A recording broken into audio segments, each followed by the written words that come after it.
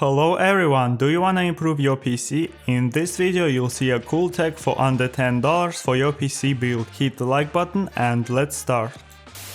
If you want to clean your PC from dust, you can get this cleaning duster. Just remove the side panels from your PC and make sure to clean it outside, cause it's gonna blow up the dust everywhere. This type of cleaning is good for very dusty PC to blow off most of the dust. But if you want to protect your PC from dust, I found these dust filter pieces that you can install with your fans. You can find exact size filters for your fans. I got 90mm and it worked pretty well. The next item is good for those who like bright builds. These are two 20-inch RGB strips. To connect them, you need to check if you have the corresponding port on your motherboard. It worked for me out of the box. They have good software support. I have RGB Fusion 2.0 and it connected right away. Next is the GPU support bracket. This one is made with aluminum and plastic, and magnetic legs make it steady. I tried it on RTX 3050, which does not require the bracket, but even here it makes it look more aesthetic. This bracket is also able to hold two graphics cards. Let me know if you have two in the comments. If you want to improve your SSD temperature and make the SSD look nice, you can get this M.2 Heatsink. It covers both sides with the thermal pad and the metal cover. Very easy to install and looks very nice. This 90-degree adapter allows you to manage your 24-pin cable more aesthetically. Not much to say here, the quality is good. It didn't work for me, but it can improve a look in some cases. For those who have an older PC and want to install an M.2 SSD, I found this adapter. It goes with both compact and standard size brackets. It worked from the box for me. Might be also useful for people who want to add another M.2 slot. The next item will help you to save your cords from your pets. This is a cord protector. You can get different length and some color options also available. Installation is very easy. Just shove your cables in a tube and that's it. Let me know which product you liked in the comments and I see you in the next videos.